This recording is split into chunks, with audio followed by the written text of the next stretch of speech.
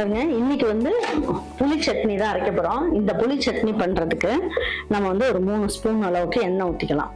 புளி சட்னிக்கு நல்லெண்ணெய் ஊற்றி செஞ்சா ரொம்ப நல்ல டேஸ்ட் கிடைக்கும். அதுக்கு வந்து என்ன பண்ணுவோம், 1/4 ஸ்பூன் அளவுக்கு உளுந்தம்பருப்பு, 1/4 ஸ்பூன் அளவுக்கு கடலைப்பருப்பு,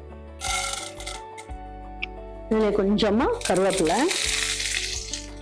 கொத்தமல்லி ஒரு சின்ன பீஸ் அளவுக்கு போட்டுக்கலாம். ரொம்ப போடணும்னு அவசியம் இல்லை. இதுலயே வந்து ஒரு 5 பல்லு பூண்டு. இப்ப வந்து இதுல ஒரு கை அளவுக்கு சின்ன வெங்காயம், இதுலயே ஒரு 5 காஞ்ச மிளகாய், புளி வந்து ஒரு எலுமிச்சம்பழம் அளவுக்கு பாருங்க, இந்த அளவுக்கு போட்டுக்கலாம்.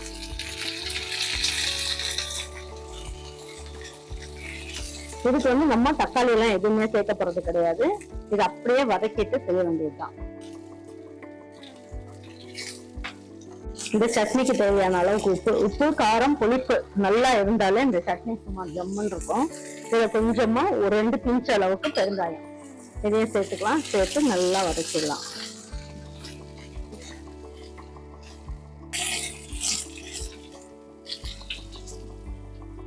ஃப்ரெஷ்ஷா இருக்க கருவேப்பிலையை ஸ்டவ் ஆஃப் பண்ணிட்டு கொஞ்சமா போட்டுக்கோங்க.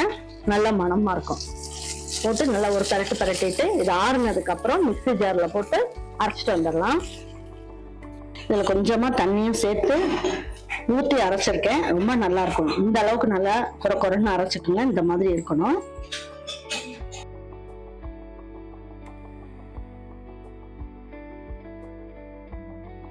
இந்த சட்னி ஒரு துளி கூட நீங்க வந்து வேஸ்ட் பண்ணாதீங்க. எல்லாத்தையும் வலிச்சு நல்லா ஊற்றிடலாம். கொஞ்சமா தண்ணி ஊற்றியும் இதுல ஊற்றிக்கலாம்.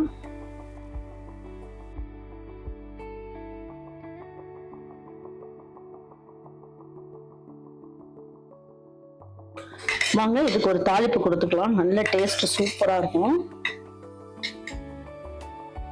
பாருங்க, இந்த சட்னியை பொறுத்த வரைக்கும் நம்ம வந்து நல்லெண்ணெய் ஊற்றிக்கலாம். நல்லெண்ணெய் ஊற்றி தாளிச்சோம்னா சூப்பரா இருக்கும்.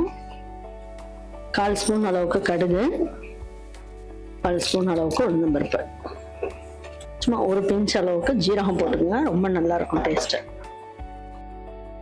பாருங்க, இப்ப ஸ்டவ் ஆஃப் பண்ணிட்டு நம்ம வந்து என்ன பண்ணலாம், கருவேப்பிலை ஒரு இன்ச் அளவுக்கு போட்டுக்கலாம். போட்டுட்டு இதுலயே தாளிச்சுட்டு போயிடலாம்.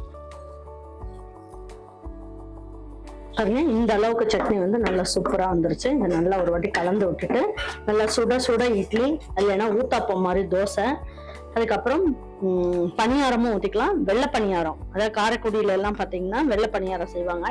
அதுக்கு இந்த சட்னி தொட்டுவிட்டு சாப்பிடும்போது ரொம்ப நல்லா இருக்கும். இது புளி சட்னி, நல்ல டேஸ்ட் ஜம்முன்னு இருக்கும்.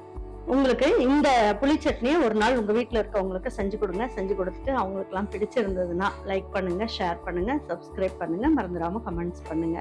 தேங்க்யூ ஃபார் வாட்சிங் ஈரோடு அம்மாச்சி சமையல். தேங்க்யூ.